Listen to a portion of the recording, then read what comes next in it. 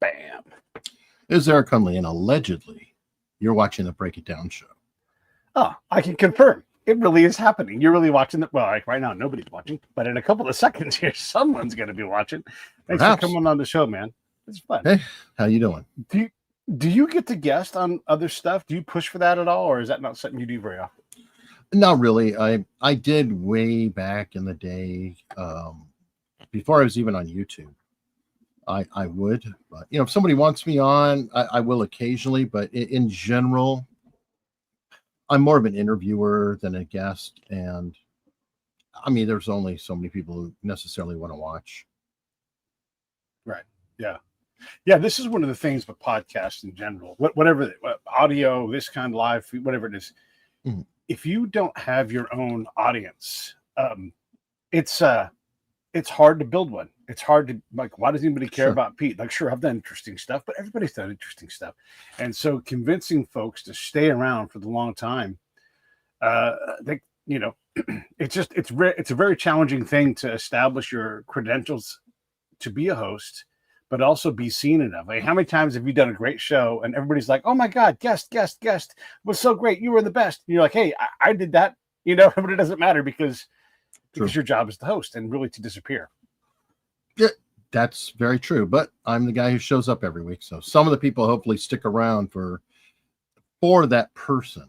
But it's a challenge. I mean, if people want to know behind the scenes how things work, there's almost like a learning curve when you're hosting, doing whatever with shows, where to start off with, you're so desperate to get anybody listening to you. You harass all your family and friends who really hear enough of you already, and they don't care about your show. They don't care about your subject. This is the stuff you're bugging them with all the rest of the time. So you kind of have to get that out of your system. And ironically, you need to find people in the world who are talking about whatever you're interested in and bugging their families and build that quote unquote tribe, if you will.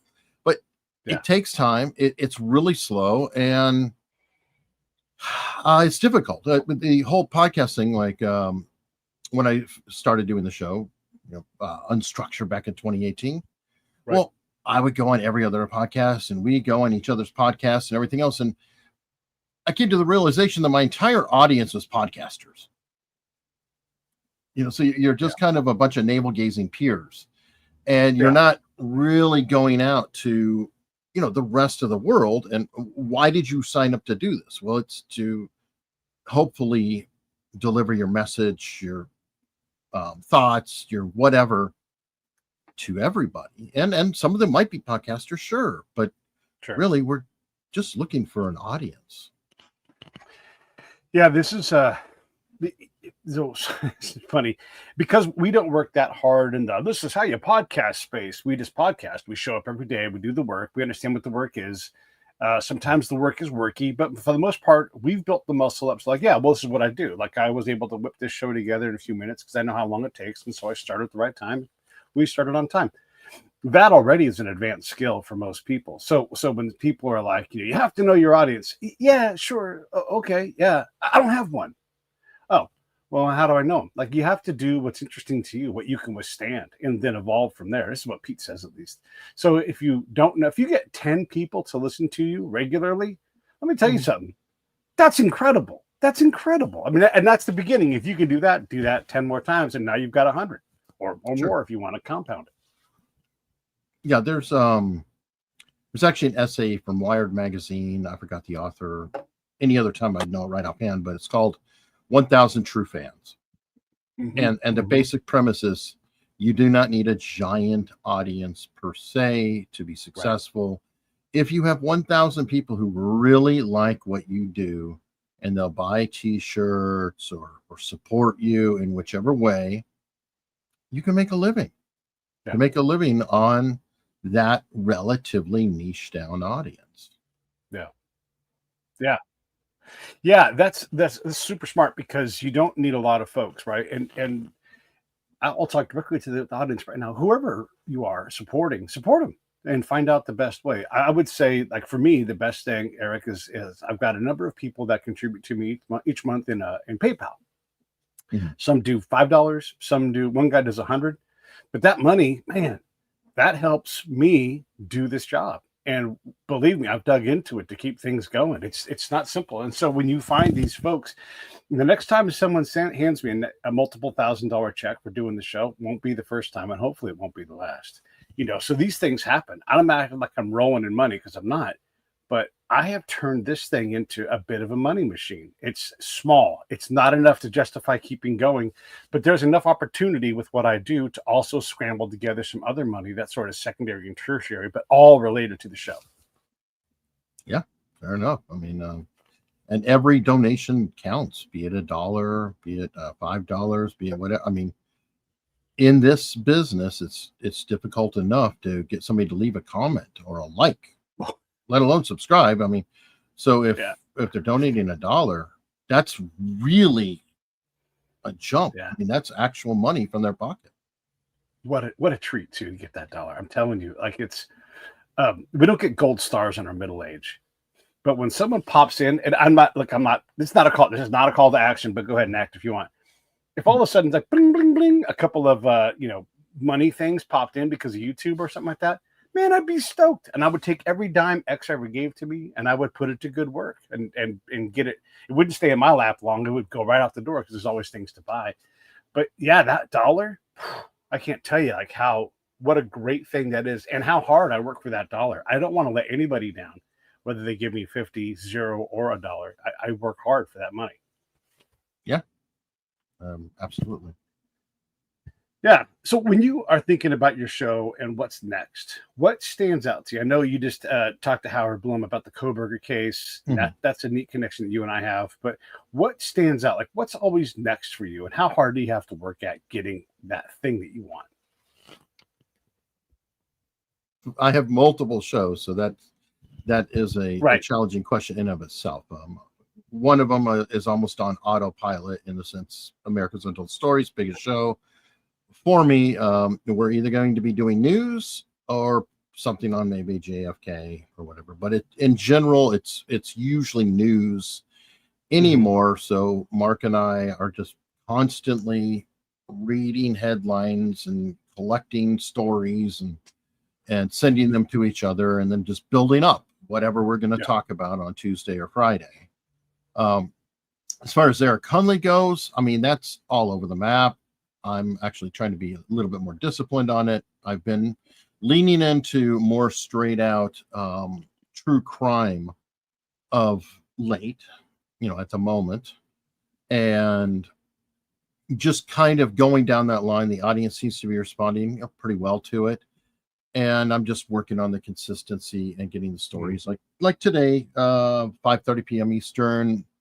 I'll be releasing a show. It's an interview with JT Hunter about Danny Rolling, who was the Gainesville Ripper. Mm-hmm. And that was in response to somebody writing in saying that, hey, that Kohberger is a copycat. He's really a copycat of the Gainesville Ripper. Now, that's disputed. Not everybody says it, but there are some really interesting parallels. Like you have somebody who broke into student housing, who killed, there's an apartment the students are renting at a university. It's university town. Somebody broke in and murdered them. Same thing. Both using a K-bar knife. That's an interesting parallel there. Yeah. Both frenzy attacks with the stab. Anyway, so you can go right down the line. You're like, okay, there are some very real interesting parallels here. So I looked into the Gainesville Ripper, found somebody who wrote a book on him, got him for an interview, read the book, and I'm like, okay, well, let me do this. Now, Sunday, so a lot of this is being dictated by the audience, if you will, or the response. But Sunday, I'm going to be interviewing a pyrotechnician. And this came out of left field because in one of my interviews that I did with Angelique McQueen, she made the claim that her ex-husband was Audrey or Offie, I forgot his name, but the drummer for Great White. Oh. Now, okay. Great White, many people will remember that they were involved in the station fire in Rhode Island, is the worst disaster in at least U.S. rock concert history. Right. Over 100 people died. Over 200 people were injured. It was a horrible, horrible situation. And she made the claim that, that the pyrotechnics were actually being stored at her house and that they had come from Kiss and Paul Stanley. Oh. Well, I mentioned that, hey, I interviewed somebody. I forgot how it came up, whatever. And somebody happened to be watching America's Untold Stories, and they said, hey, this is wrong. I am a pyrotechnician. This is what I do. I worked for Kiss. I did this tour, this tour, this tour. I did Van Halen. I did, Right. like the whole suite. And this is completely wrong. This is why. Here's where they came from, everything else. And I was like, okay. And I answered the comment. I said, hey, can you reach out to me directly? Because people don't realize there's a degree of distrust here. I'm not vetting everybody I'm talking to. Sure. It's like you have a story, you're sharing it with me. Okay, good. I'm also probably going to interview somebody else who might have the complete opposite story. And just because I'm interviewing two different stories doesn't mean that I am picking a side or feeling out. In general, I probably lean one way or another personally, but I prefer being Switzerland. Zodiac is an example. DB Cooper is an example. O.J. Simpson is an example. All of these have different theories, and everybody's certain about their theory. Right. Yeah. Boy, especially with DB Cooper and Zodiac. So I've got pretty close connections to Zodiac. I grew up, I don't know, mile and a half from where the Lake Herman Road is. That's in my hometown. And then a mile and a half from there, that's where the other murder site was, Blue Rock Springs. Mm-hmm. And then if you drive 30 minutes away, you're at Berryessa. If you drive 30 minutes away, you're in San Francisco. So I grew up right in the heart of that. I've driven on Highway 4, right by where, Zodiac, is claimed to have grabbed, what was her name? Donna Fair, one of the victims who didn't get killed. Mm-hmm.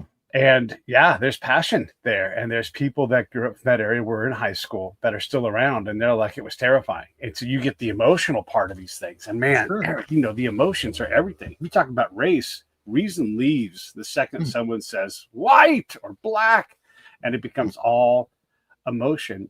But when we sit there trying to be like Switzerland, I need to withstand whatever uncomfortable thing that person says. Now, I may never have them back on the show if I think they're too much of a kook, but I need to hear what they have to say. And maybe they'll be, I'm not Mike Wallace. I'm not trying to be Mike Wallace, but I will ask hard questions, because you have to ask hard questions. And when I sense some bullshit, I'm like, that sounds like some bullshit, then we can talk about it. Right. But I can talk about it in a respectful way. And one of the things I do, and this is not about me, this is about us talking about how we handle these things. If I have a really hard question, I'll say, Eric, I'm going to ask you a real hard question, but you could take it. You're a pro. So here you go. And then I throw it at them. Right. And I let them know that, like, hey, and also, by the way, if it's going to jeopardize their career, don't answer it. And I did this when I was a spy. Like, hey, I'm going to ask you questions. If you don't like the question, don't answer it. I did this all the time. And for the most part, everybody saddles up and they answer the question. And you get to a point of what I feel like is a very, real candor with folks. But I don't know. How do you approach these kind of delicate situations, racially charged things that are scary, things that might get you canceled? We encounter these things on a fairly regular basis. Well, I mean, with Eric Hunley now in true crime, because true crime is very risky. YouTube censors the hell out of it. You could potentially use the wrong word. Like we make up words like grape with a G because we can't say other words. We say things like self-deletion other than the alternative. So we have this made up goofy little language. So one thing I'm doing is I'm actually interviewing ahead of time, and it is mostly live to tape, but they're edited. So we're going to go through, we're going to find extraneous grapes from the vine and, censor them out or muffle it out or what have you. Or, okay, this is a little bit too on the nose or maybe a little too violent. Maybe we'll drop a sentence or two and cut it out or what have you. So, keep the actual flow there going, but just take away the little sensitive stuff. So that way, hopefully, it goes through and it can be published, but not lose the actual, I don't know, feeling and flavor of it. And I try to direct that. Now, for hard questions, I mean, it depends. I may go at somebody directly, but I usually don't. Usually, if somebody is telling me something that I find suspect, I'll just keep asking follow-up questions, and I want, without judgment, just to Sure. Okay, so why do you so what then, or why do you feel that way, or oh, okay, where did you hear that? Okay, how did that, and you just I let that out, and I feel like you can actually get a lot of information without ever being confrontational, just by saying, well, what made you come to that conclusion? Or have you heard anything contrary to that? Or what would somebody say who disagreed with you? Or, there's a million ways I think you can find out more, or dig a little deeper. Yeah. And for anybody watching, Eric's a great interviewer. He's great at that exact thing. When you watch him take something he doesn't understand, he will ask that question. Now, there's times when I ask questions, and when I talk to people about being a host, I say there's three main things that you have to do, and I call them monitors. I got this from Buddy Hackett, but I have to keep track of the show, what the show needs, right? I've got to keep track of you and what you need, right? Like I've put your links up here and that kind of thing, but also the audience and where they're at. So if you say something brilliant, or if it seems like it might be confusing, or if I need to clarify a term that whatever, I'm going to slow the audience down and be like, hang on, wait a second, let me back up, have you say that again. And so I'm always keeping track of all these different elements when I'm asking questions, or when I'm trying to decide what's next. And sometimes I'm asking a question for the audience's benefit, right? And so I'll say something to you like, this is for the audience's benefit. What are the names of all your shows, right? So now they can all learn that. I'm serving you as well, giving you a chance to promote your stuff, but I'm thinking about the audience sometimes when I ask my question. Does that in any way resonate with you? Well, yes. And also, I think you have to make a conscious point of asking questions you already know too, because the curse of knowledge is one of the deadliest things we have. I have run into that in the past, and my problem is I don't like to repeat very much, because I want to keep it fresh. I want to be interesting, and repeating the same thing that somebody said 50 times over, I think boring. Now, that may not be the case, and that's something that I'm working on. Like, if a person, for example, James Fallon or Jim Fallon, I'm not sure if you're familiar with him, but he passed away, I came to find out. He was a neuroscientist who studied brain scans, and he was studying psychopaths. Those were some of the brain scans that he studied. He even appeared on Criminal Minds, talking about whatever.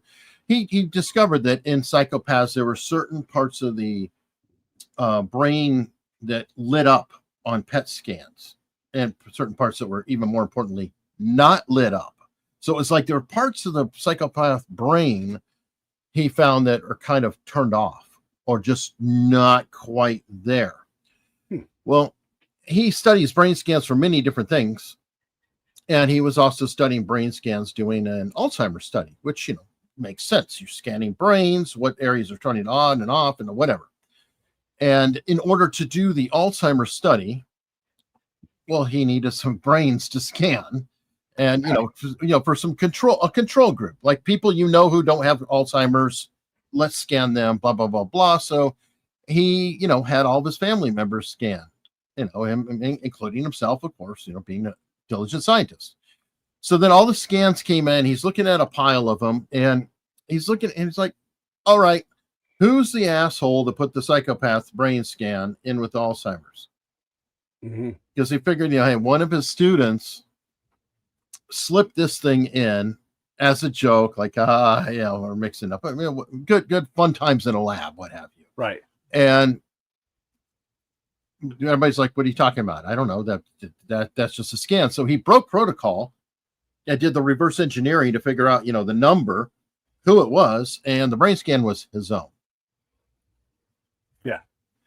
He was a psychopath. So now this is my long ass story that I just told you, right? Well, he has told that story on, I think, 60 Minutes, NPR. I mean, all over. He wrote a book on it. I read the book, everything else. And so then when I had him on the first time, I started to talk about language centers of the brain, and we talked about George Carlin. And I was kind of, and this is very early on, this is like 2018 or whatever. I was so focused on getting new stuff and learning cool new things about James Fallon that I kind of dropped the ball in the whole, look, everybody wants to hear his story. Even though he's told his story a lot, it's still new to a lot of people. As an example, have you ever heard of Mr. Beast? No. You have, I bet. I have.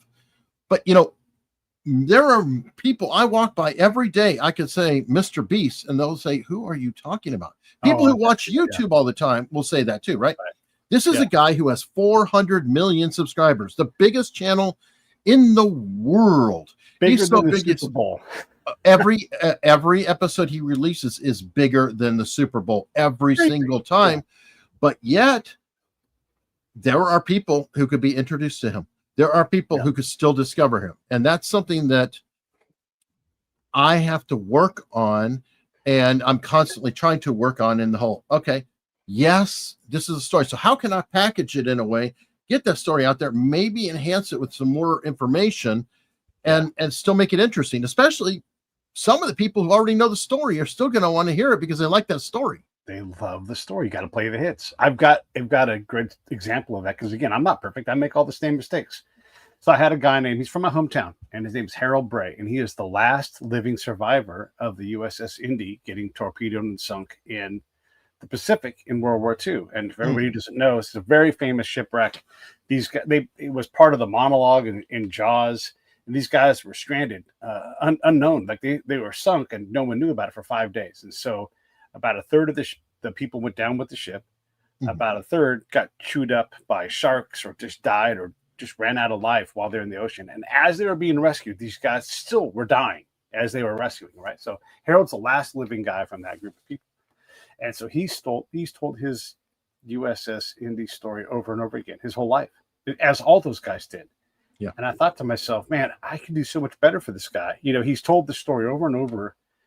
It's the worst day of his life. Why don't I just let him talk about himself? And he's like badge number one in my hometown. Like he's got a whole story. Well, that was not what he did well. Eric, let me tell you something. I couldn't air that show. He's also a man of his times, and so he would say certain things you couldn't say today. And he's not an evil man. He's a wonderful, sweet man, right? But what he isn't professional at is talking about himself after that thing sinks. He'll talk about the Indy all day long, and he's got it all down. And you have to just, and he's in his 90s, right? So he's got to kind of let him do what he does. What? Huh? And then he'll say what he wants to say. And you know what you're like? Just back up, get back in the saddle, let him do what he does. Because if I try to do too much, he's not made for that. Yeah. Yeah. One angle that you can do sometimes with that is if you can't get them off of a story, you might want to ask them, how have people reacted to your story? Right. Yeah. Or how has this story changed your life? Or when you've told people the story, what have some of them done? And you maybe can sideways slide into another like a meta narrative, if that makes any kind of sense. Yeah, for sure. Yeah. I mean, taking the points of view of a bunch of people he's encountered his whole life, you know, and what's the greatest benefit? What's the hardest? Well, whatever it is, right? Yeah, it's interesting when you can't find that secondary, and you and I both want to find new ground, right? And this is not me name dropping, I'm just talking about somebody famous here. We had Andy Summers on the show from The Police. Nice. Very, very famous person. Not everybody knows who he is anymore because even he's becoming less relevant by the day. But we didn't bring The Police up. When we introduced him, we said, this is Andy Summers, a multimedia artist who focuses on photography and music. Didn't say The Police. And he was like, wait, what? Hold on. You know, because he's a little bit of a son of a bitch when you interview him a lot of times. Because he doesn't have to do these things. He's sort of obliging people, but it's not willingly, right? But we did that, and we got him fully engaged because we didn't. And look, we got to The Police, but only when he wanted to, because he doesn't want to talk about shit from 40 years ago. He wants to talk about where he's at now. And we gave him that license. And let me tell you what, man, here's the other trick that I do. And I don't know if you ever do this, but I'll go on location to the person's home. So in this case, I'm in Andy Summers' home. Oh well, You know, that helps. and so now I'm the guest as I And he's host. got to be him on polite the to a show. guest, and that's a help. Yeah. And like they'll do things like how I went to this other really famous person's house, and he's like, "Oh, my wife wanted to make sure she made you her famous cookies." And this lady also was so good of a cook. She was on one of those cooking shows, and so she made really good cookies. But I mean, that's what happens is you become this, and it changes the dynamic in a way that it's very tough to do, like how we are here on the screen, to be in that space together. I very rarely interview anybody in person. I've only done it a handful of times, and it's due to circumstances where they're actually there. And by the way, Mike Schaefer, who's watching, Pete is actually the host of the show. So as far as context go, Pete is just asking me now you're hosting my show or whatever it is. Yeah. So I'm just a guest. Pete is a long-term podcaster, YouTuber, been around. I've known him for probably 6 years now, like a while. Yeah, and so he's just asking about stuff or kind of an informal chat. So but yeah, I've only done interviews in person, and I'm so glad. Like one of the few I did do in person was Cyril Wecht, who is a the top forensic. I keep wanting to say medical examiner, but it's actually a pathologist, or I can't remember the term. But people know Dr. Bodden. Cyril Wecht was the other a big name, and he did pass away. So I took a chance with him, literally interviewed him with a GoPro sitting there on the side. And I'm so glad I got that interview. And talking to somebody who's in his 90s before he passed away, it was a rare opportunity. I don't know if I said it over to you, but there's this guy named Stephen Pine. He's a fire expert, fire historian, and he studies fire at the PhD level, which apparently is a fairly new discipline where we try to understand these guys. Have I sent this guy over to you? No. Oh, he's brilliant. And so he'll say things that blow your mind. And one of my things I wanted to ask him was I was watching during one of the big California wildfires. I live in California, everybody. And I was watching the very suspect Bay Area news. And they have this guy on, and it's like UC Berkeley, fireologist, and he's talking about fire. And he's like, absolutely, you must clear all deadfall trees, because if you don't, whoa, the fire goes through. Like demonstrative, emphatic, and everything else. The 30 seconds later, next guy comes on. I'm a fireologist. I'm from Stanford, and he's like, absolutely, under no circumstances do you ever move deadfall wood. And I'm like, well, what the fuck is going on? You got these two guys who are state level, like both state employees, experts, and they disagree. And I bet if we had them in a bar, they would have a different story. But when you watch the stupid news, they take 30 seconds per person. They disagree in this way that can't be resolved in the format because they weren't even in the same room, right? And not even in the same story, for example, right? So I had Steven on, and I'm like, what do we do about that? And he's like, oh, man. And then he had this whole explanation to explain why you'd have these things that are clearly opposite, but you're trying to deal with fire. And he talks about fire in a way that it's not possible for other people to have. So sometimes my mind is blown in the way where I have to think about what Steven said, try to make sure it's understandable to the audience, and then figure out how to get him back on and explore that topic some more. Because here's something he said. He said, Earth is the only planet with fire on it. And I was like, holy shit. I never even thought about that. Well, the only one that has oxygen. So, yeah. Right, yeah. And then fuel. Like you have to have a tree or something, right? Maybe you can burn some kind of gas, right? But when you say that, it's the only planet, but it's not the only celestial thing, because the sun is fire. Yeah, he said. If you look at so stars technically are all fireballs in the sky of a sort. Reactor, so right, yeah, and I think he's, and I don't want to speak for him, but I think he's talking specifically about something that you ignite and has a life and it burns. So maybe a sun is different, but either way. Mike, this interview is live. Maybe you're watching the tape side, but we're live. Yeah, we called you out, Mike. So how would we know that? We're not psychic. How do we know that Mike was going to comment in the chat to comment on it? Yeah. So Mike is a little bit behind. He had said earlier. So I'm tracking the comments, but not very well. Apparently, he No also worries. asked about taxes and money. Which I don't You got understand to that, but anyway. yeah, you got to claim above a certain amount, and there's a lot of ways to work that if you have a business and CPA show on the next thing. We'll do Oh, I that. claim all my income and hope for the best, sadly. Yeah, exactly. I don't want to harm anybody in their tax collection. I pay every year a lot of money ahead of time, hoping that I pay them enough to get them off my back. Stay away from me. Anyhow, I love getting these experts on, right? Like, so someone will say something like just today, my buddy Brian, we like baseball, and he said, "Oh, I was talking to the director of I'm going to say the Cuban League, like the ancient Cuban League Museum history guy," and I'm like, "Well, invite him on the show," and he's like, "Oh shit, I didn't even think about that.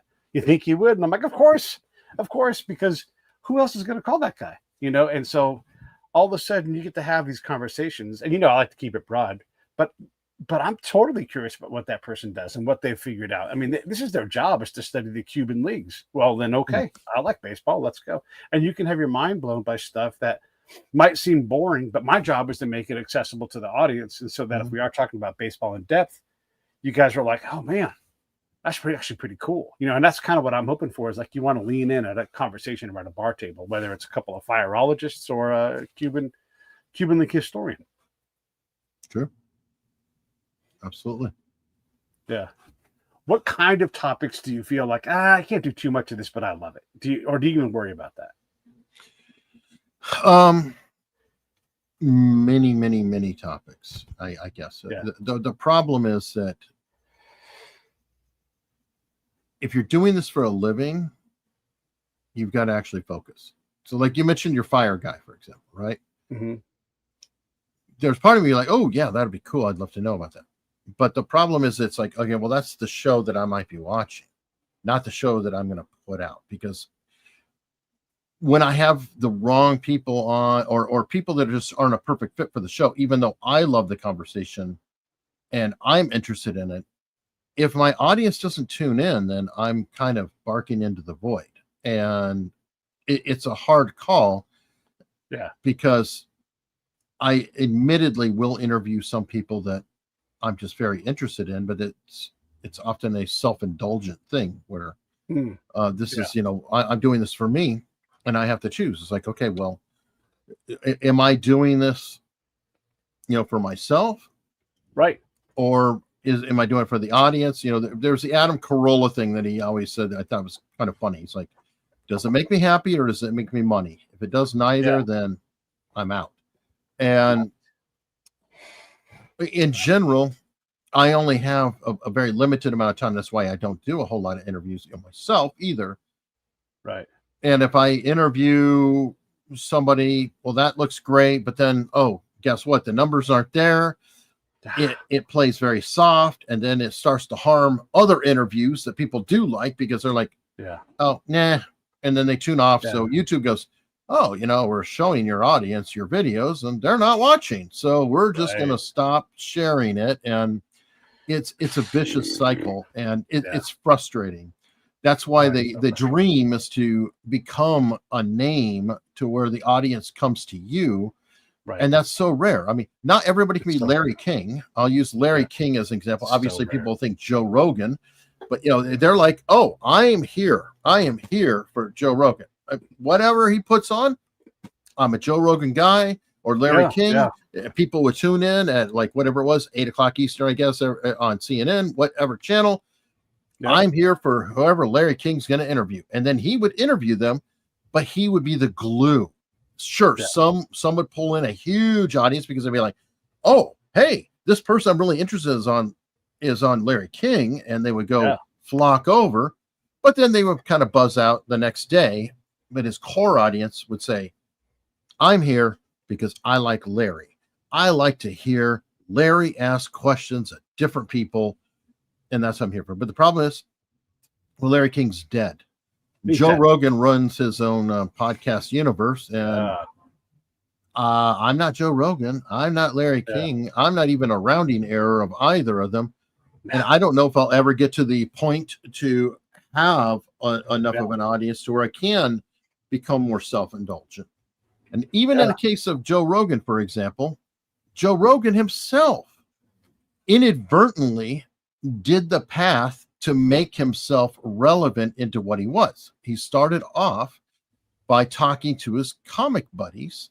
So he would talk to his comedian buddies, and then he mixed in his, martial arts people, some UFC fighters or whatever. So the audience, and then he had this big, strong core audience, and he started to say, I'm reading this book, and he would just share because like he's talking to his buddies. So then he started to bring in people who might have written the book they like a Randall Carlson or a Graham Hancock, or people that it's like, I'm super interested in this, and you're interested in what I'm interested in to a degree. So let's see how this goes. And then he kept expanding and expanding and expanding and expanding. Pin CT, I'm so glad to hear that you're home. I heard about your situation, and I'm definitely cheering for you. I'm really happy to see you there home. Well, then I second that. I don't even know who you are, but then I do have good news for Pam and Mike. You guys are looking for shoes. Okay, so Pete has a side hustle with the footwear. No, just my slipper. I found one. I found a shoe. It's a little comedy for all of us, I'll kind of do it. I'll keep putting up UPNCT's comments as he or she writes them. I can only imagine surviving a stroke and having to deal with that. And I understand. UPen, I get it. It's easier to type with all caps. So you have an all caps pass. Other people, I'll say, stop yelling at me, but stop yelling at me. Yeah. But I totally get it, and I'm just really glad you're doing well. Yeah. You were talking about the taste thing, and I'm probably more in the school of like a Rick Rubin, where like I'm responsible for what I like. But this is the luxury I have on my show because my audience is not super big, and YouTube doesn't really allow me to exist in a way that makes it where I have to mind the audience. And so I get to sort of explore things. And this does not sound like a reliable path to success, and I'm not sure that I am a success, but here I am. And this is what I do, and I do make some money from it. And so, and also the secondary money, because my show, Eric, is, and it took me a long time to figure this out. And all the things you said, like, hey, everybody listen to me about my show, to all my friends and family, I had to get past that era. I had to get past the era of them not caring at all era. So now I barely talk about my show at all, and I'm just me around my friends because that's my job, right? But I've learned a lot from my friends, too, about how to deal with them and everything else. Put that aside for a second. But my show is a powerful networking tool. And so I can meet anybody, and then I can introduce anybody. And so, like, I'll send you guests, that kind of thing sometimes. And if there's benefit for me there, great. But if not, I think I'm just planting opportunity seeds. And those things tend to pay off at a rate that I'm like, there's something here. I should keep doing this to the point where, because my network is so big and strong and so varied, I've turned myself into a movie producer, and I'm not actually finished a movie, but you start producing a movie way before you pull a camera out. And so I'm deep into the process on several different projects. And because of the professional people I know, they're like, Pete, don't stop, keep going. You're doing this right. We'll help you get there. Right. And so I don't know how to quantify that, but that, to me, that's worth something. Everything is worth something. And it's difficult to, quantify. I'll reach back to the Corolla. Does it make you happy, or does it make you money? It sounds like it's making you happy. So you've got that part covered. And if you can afford it, a dirty secret for everybody to understand is that in general, first off, if you're going to podcast, you're going to do YouTube, make sure you choose a subject that you love so much you would talk about for free, because you will. And you will for a long time, potentially. Now, as far as you're going, yes, I think that there's a certain point and threshold where things will fall into place for you. Whatever they might be, as long as you're open enough to see the opportunity come in. And be open to recognize it may not be something you expect or you want to look at it. For example, I do this on camera, and I never wanted to be on camera. I named the show Unstructured because who the hell is Eric Hunley?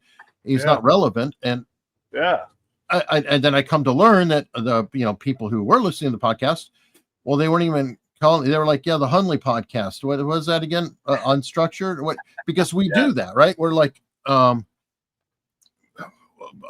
me see, Mark Maron, WTF. He did WTF, right? With Mark Maron. Do people know that it's WTF, or they go, "Oh, Mark Maron. Did you listen to Mark Maron? Did you listen to that person?" So that's I guess is part of it too. What you think is going to happen and then what actually happens aren't always the same thing. I came in as an audio podcast. I am all YouTube. I don't even bother with the releasing an audio anymore. And go figure. Why? Well, if you're pushing on a door and it's locked or it's welded and there's a door next to it and you push it, flies open, then maybe you should walk through that door. Maybe you should just go look at that. And for whatever reason, it aligns with you. Yeah. I mean, here's the thing is you get a lot of folks who don't have our experience in podcasting trying to tell people how to podcast. Here's how you monetize. Well, the first thing you have to do is you have to be able to stomach your own voice and your own face on the camera. If you can't do that kind of review of your professional work, you don't get to ask for money. You don't. If you're not willing to invest in your own show, like time and money, you don't get to make any money, and that's what people have to realize. Like, this is a real profession. It ain't easy. Hosting is not a given. You have to get better at it. And that means time, reps, money, all these things, right? It's not an easy path. It's a hard path. And whenever I get someone who says, "Hey, I got an idea for a show," I really don't want to hear about your idea. I want to hear about your capacity to do a show. Do you have 10 hours a week? No. Well, then you don't have a show. Maybe they can do something in 5 hours. Maybe they're just going to wing it. But still, to me, I'm like, I don't need to hear about that. Everybody's got common ideas, even great ideas. But how do you take a great idea and foster it? And I know this will be true for you because I know it's true for me. Matter of fact, I liked your portmanteau show, right? Like, that was great. We have all these great ideas, but not all of them survive. Even if they're the best idea ever, just the ones that survive that we can stomach, that we can sit down and go, okay, I'm going to do this work, and we do the work and it gets done and it gets published. Those are the shows that survive and get better and better and better. So your portmanteau show, as much as I enjoyed your portmanteau show, you're not going to populate that. Maybe you do one every now and then for fun. What I do? 6 episodes total? I don't even remember. I mean, that show was I do. Oh no, I appreciate it. And I love portmanteaus. I love the whole concept of it, etc. But the truth is, how to monetize it. Now, ironically, at this point in time, I could probably resurrect the portmanteau idea with like YouTube Shorts. Sure. Because it kind of fits in that. But when I did do that, it didn't work. However, here's the issue. Every time I branch out or I experiment, I need to do it for my own training. I'm always trying to learn. So I need some of that. But I can't step away too far from what makes me money. What is my bread and butter? So Tuesday and Friday is sacred. I'm sorry, 5:30 p.m. on Tuesday and 5:30 p.m. on Friday. I don't know who you are. I don't know what your name is. I'm busy. This is absolutely sacred time and ground. I can't be just filling in my whim or hobby or, I really want to be doing this. No, I can't do it. This is it. Now, I used to have a day job. Technically, that's my day job, or how I look at that. So I got to do that. Eric Hunley was the show that started everything, or Unstructured or whatever it is. I always find it weird referring to my name as a show, but it is a show and it is so whatever. Yeah. I'm not doing Eric Hunley doesn't say blah, blah, blah, blah. Speaking of myself in the third person, I'm speaking of a show because of a title, but it's still weird. Anyway, I have to focus on that and make sure that am I investing properly? And sometimes I have to step back and just say, okay, I got to let that go fallow. And I need to lock in, focus, and I got to pay the bills. Yeah. My friends, God bless them, right? Like, I love all my friends. I have a lot of really good friends, but when they try to tell me what I ought to do, I'll say, hey, listen, here's how you help me. My plate's full. And so if you want to help me, if you think I should do something, trust me, I'm always trying to figure this out. And I've probably already done this thing. But if you want my time to talk to me about this, I don't have time for that. So you're welcome to go to PayPal and kick in $5 or $10 a month, which I never wanted to do. I mean, every now and then someone will say yes, but I don't expect them to. It's not actual clothes, right?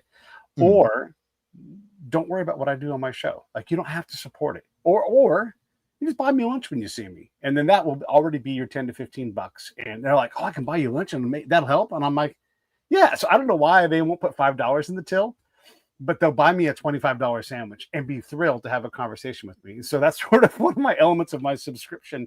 But I don't allow people to put stuff on my plate. I mean, maybe you could say, Pete, what I think you need to do. And I'm probably going to say no to almost all of it, right? Because I know where my plate is. I know how full it is. But if you said something, I'm like, yeah, that's worth a shot. I'll say yes to you because you've got the credentials and you've got my trust. But you mean like Twitter threads? Yeah. I'm considering doing that. I was going to sit down and write one. Now it's on me to see if the idea survives. I totally took your advice on that. Will I act on it? I don't know. We all fail at shit like that. But yeah, I think I will do a Twitter thread. I just have to do it. Well, you probably have to do a few.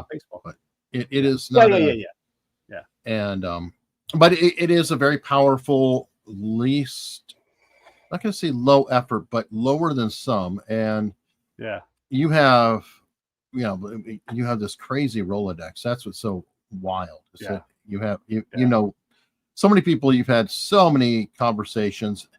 You could potentially take from all these conversations, like you mentioned your fire guy, and you could say, there's this is it, and boom, there's a thread. You might be able to put that out in a different medium with work that you've already done. Repurposing it to another thing is lower effort and can have a strong potential. It might even lead back into the original thing that you did. So that's the other thing that I'm always trying to consider is, how do I maximize what I do, or how do I take something that I've already done and maybe with it create something else, but it's not competing with myself, if that makes any sense. No, it does make sense. And the reason why I'm relating to you on this is the fight. This is the plate and how I manage my plate. I could go and arbitrage, or I could condense, I could write a book. All these things are we'll just say straightforward. I'm not gonna say they're easy, but they're straightforward, and I can get help, I can do it myself, whatever it is, right? But that's not what I want to do. If I have extra capacity, what I want to do is make these movies because I think there's something there. And I get to make these movies because of my show, so it's still a show-related thing. But I'm not going to spend time building up an audience on Instagram. I'm interested in X, so maybe I'll spend some time there. Sure. But I'm also on the edge of just saying, I don't care about X. I certainly don't care about Facebook. I certainly don't care about LinkedIn anymore. Like, I'd never even go to these sites.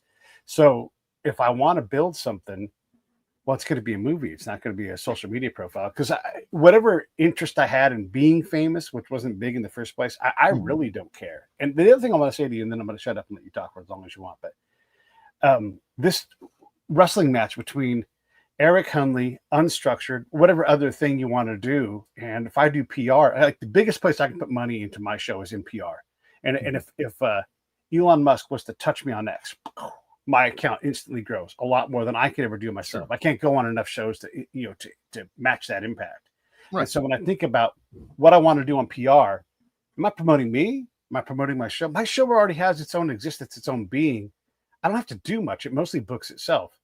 And so how do I then, is it me, or is it Michelle, or is it something else? What am I doing? And that becomes my struggle, is where do I want to put this effort? And I don't care about Elon Musk. I'm just using him as an example, because if he says, watch Pete's show, all of a sudden here come a bunch of people, and they may say, fuck off, fuck Pete, and leave. But I can't replicate that almost anywhere else. No, and you've done the Blaze, you've done other things. But also keep in mind that just because you go on something or you get a nod from somebody, there's no proof that it's going to do a damn thing. I've been on with Tim Pool twice. Yeah. And Tim Pool's huge. I was on with Tim Pool on the day that the Trump mugshot was taken. I was on Timcast IRL. So it's even a memorable day and an episode, and it had more viewership than normal. He commented at the time. He's like, oh yeah, this is doing good tonight. Well, I maybe got well, I got like 5 people from his network who follow me on X, and then maybe 20 more people out there. That's it. I don't know if I got any other views on videos, what have you. And to give you the idea of it, I went on Tim Pool a second time earlier this year on his Culture War show with Mark. And Tim walked up and he's like, "Hey, nice to meet you." I'm like, "Yeah, I was on your show." He goes, "Oh, okay." So I was so unmemorable that he actually didn't even remember me. Is that Tim's fault? No, that was my fault for not making enough of an impression or impact on him to even notice it. But I guess my point is this: getting a big name on your show isn't necessarily going to do anything for you. I've had Dave Rubin on, I've had the Quartering on, and they're not great performers quite often because, if people want to watch Dave Rubin, they might want to watch the Rubin Report. If they want to watch Dr. Drew, who I've had on, they probably will want to watch Dr. Drew podcast. I can go on with the name. Wait, so you're saying I'm not going to get a bunch of people from the Eric Hunley world? You might get a handful that are watching, but it's sad, but kind of true. Unless things line up really perfectly, you won't get it. So why did I go on with Tim Pool a second time? Because I got a free trip. I got to look at how things are done in a really professional operation, because I get an opportunity to learn from a master who has built this network. How does this work? What are the logistics? Now, Pete, you're a producer guy, right? I'm sure you would jump to be on Tim Pool, even if you said sorry, you can't be on tonight, just to go tour around and see how the setup is laid out with the audio and the people and okay, how does the flight work? How does this go? There's somebody to pick you up, a driver. There's the compound. How's that set up? Oh, is there really the first house? There's a skateboarding ramp inside the house. This is just like, wow, it's like Willy Wonka of the podcast world or something. I want to see that. So there's always something to get out of things, even if you're not going to get the immediate pop per se of a whole bunch of audience members. No, there's tons of value in that. And the third time you go on Tim Pool, you'll be a lot more familiar to him too. And if you don't race towards that connection and make it the goal, if you just go there to be a good guest and do your job and everything else, that'll resonate. And it might take, look, he sees, I mean, when someone comes on the show, there's a decent chance like, oh, I was on your show. I'd be like, oh, okay. What do you do? I need context, right? But I remember most of them, but there's thousands of them. You can't remember all these people, right? And so Tim's in the same kind of world. You're in the same, like you encounter all these people and it's like, oh yeah, I need a little bit of help, but then for sure I'll remember you. But if you were to pop into my world one evening, every couple of years, it's awfully tough to keep up track of all that. And we can't get too precious about how notable we are. So I bet you did a great job. I don't recall when you were on, but I'm sure you did fine. You're good at this thing. I mean, I think I was, perfectly fine. The first one, and this is just something for people to realize. When you go on a show like Tim Pool or whatever, it's about Tim. Yeah. So I spent my time just teeing him up. Right. Like, I noticed you were saying this about, the training with operatives and how somebody will hide in the crowd and throw a rock. And so then boom, he's like, run. And I'm an interviewer. I'm used to kind of like pushing off and helping the guest get their words out. Now, the Tim Pool show is kind of like a hangout show more than an interview show. And I just see myself as an assist. Like everybody there is to make Tim Pool shine. And if you go in with that attitude of like, how do I keep Tim Pool engaged where he's comfortable talking on his show the whole time? And that's sort of the way I treat it. How many seconds do you think you talked during that entire time? I'm not sure. I don't even, I don't keep track of that. Tim talks. Tim talks a lot, and that's okay. It's his show. Yes. But yeah, I mean, that's the thing is like your job mostly is to shut up, right? And then when you get your at bat, hit the ball, hit it right back at him or whatever it's going to be. You're 100% right about that. One of the crazy things that shows up in my world, and I don't know how this will work with you, but It's almost like a UFO shows up into my life, and they're like, "Hey, do you know anybody?" Or they'll say, and so I'll find myself in these meetings, and I'm being a little bit evasive on what I'm doing on purpose, but I'll find myself in a meeting at a table, and I'm like, "How in the world am I at this table with these billionaires? How Mhm. in the world did this happen?" But then when it's my time to shine, I'm going to reliably hit it out of the park. And that's why I'm in the room. And I'm not doing anything crazy hard. Yes, some of it is because I was a spy before and I know people like that. But Mhm. there's meetings and I'm like, this makes no damn sense. I'm in this room, especially when I'm like asking my friend for $5 a month. And these guys are talking about tens of thousands of dollars. And if I get this thing to go through and everything, I'm like, what is going on here? I was struggling for, paying my car note or something. And then these guys are going to solve my whole year in one shot, and these things don't always plan out. But I end up in places where, yeah, they buy me the plane ticket and like, you have to fly first class because otherwise they'll think you're not legit. And I'm like, okay, I can't afford to buy first class. No, oh no, they'll pay for it right now. But you have to send them the bill for first class. And I'm like, okay, yeah, all right. And I'm freaked out because that's not my world, right? But I've got to go Mhm. sit in that world. And so I don't know if you encounter any of these kind of things where like this is, and Tim Pool's kind of one of those things where the opportunity is so outsized. And I'm like, yeah, sure, I'll do this with you, but and maybe it won't work out. But holy shit, how did I get in this room? I mean, you're probably better at that than I am. I'm still down in this, realm, but I think that Yeah, you've managed to find yourself in a place. Like, here's an example. yeah, If we come across each other, it's not that big of a deal for me to buy you a couple rounds at the brewery down the road, or buy right, you a lunch at a whatever restaurant. Not, nothing too right, crazy, but Applebee's, or I'll yeah, just throw whatever. I buy you lunch. That's you and yeah, I. I'm sure that's nothing. It's like, yeah, we could do that, no yeah, problem. Well, yeah, if you're with a billionaire, keep in yeah, mind, like, it's hard to comprehend, but you brought up Elon Musk earlier. yeah, Okay, well, let's take $10,000. yeah.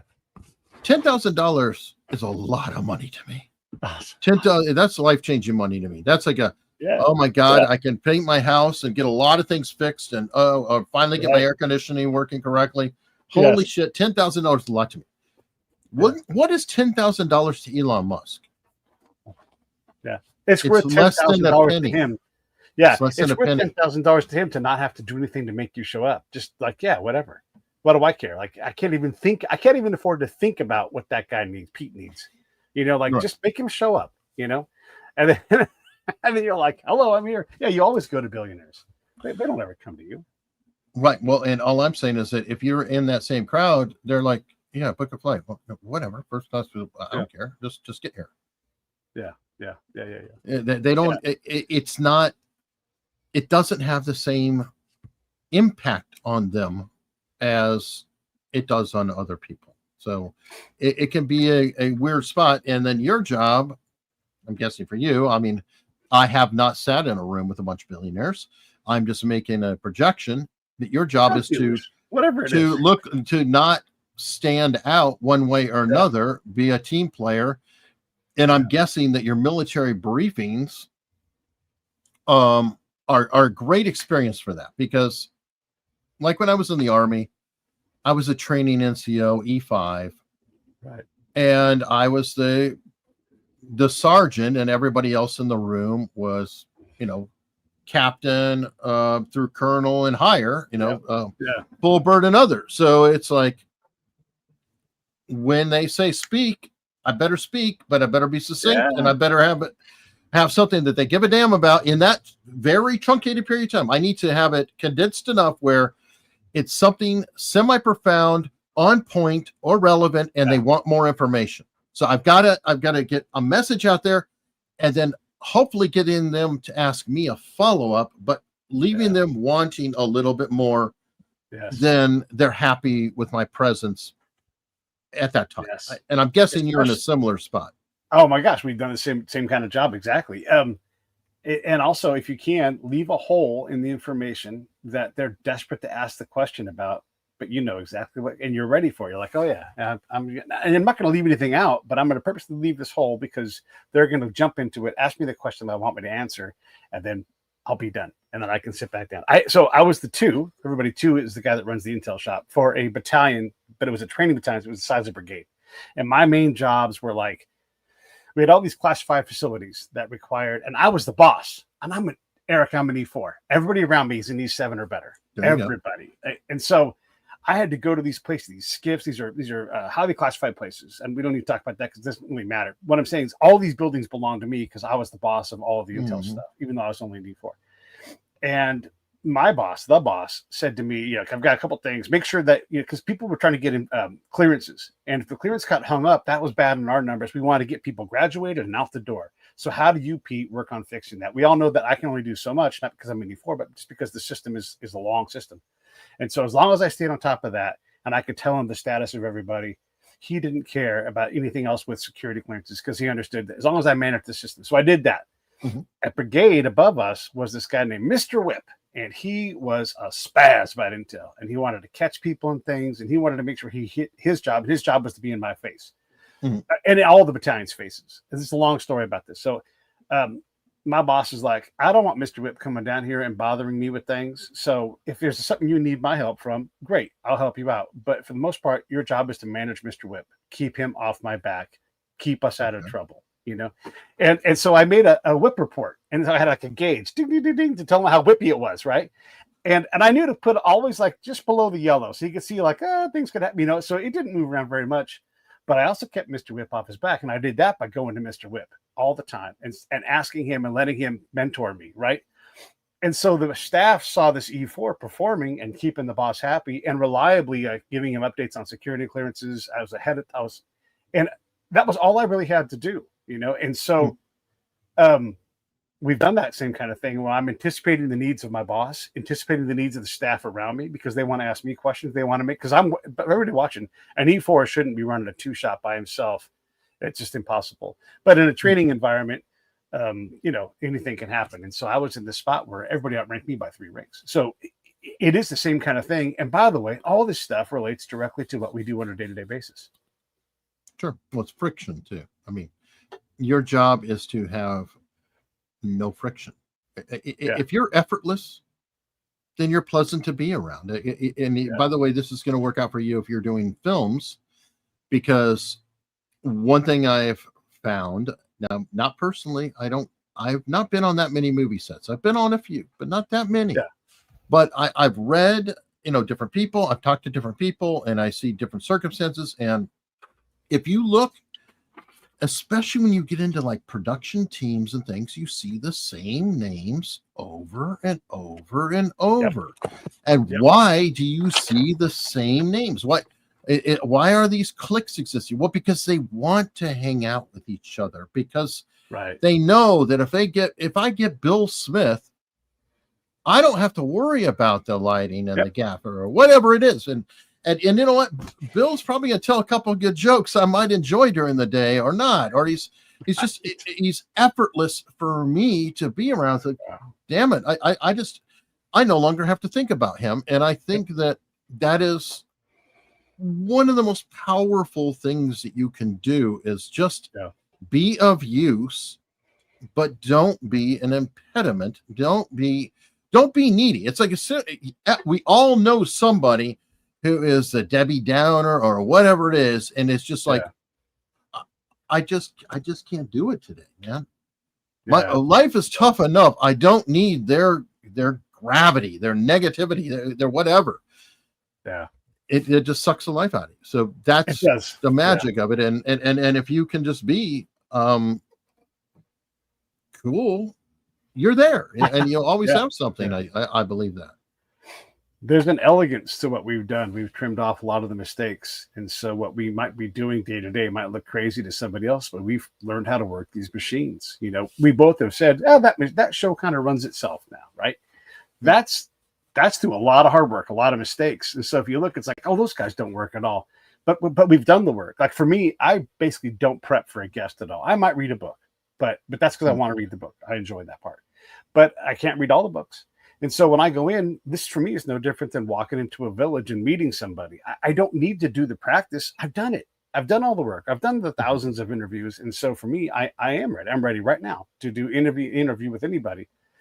And so folks don't see all of the work that you do to run a show. If anybody's trying to do a podcast, just keep at it. Just keep swimming. Just keep doing strokes. Just keep doing reps, and you will get better. You will eliminate some of the things that don't matter.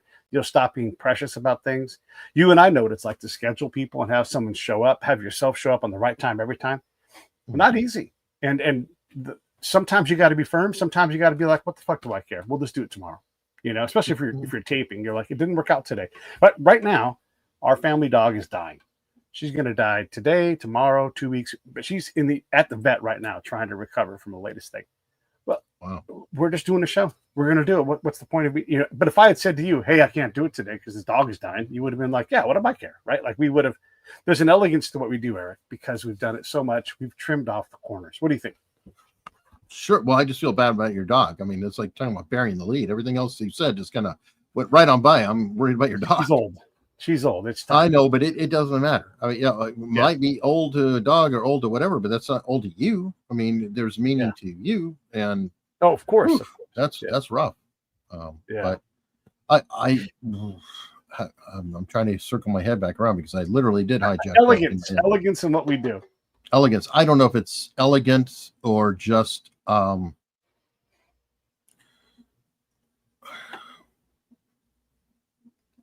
what is that prayer, the serenity prayer? I feel like that's kind of everything in podcasting, the whole give you the strength to deal with it you can or what you can't, or I forgot that prayer, but it is something like that, if that makes sense, where I don't know if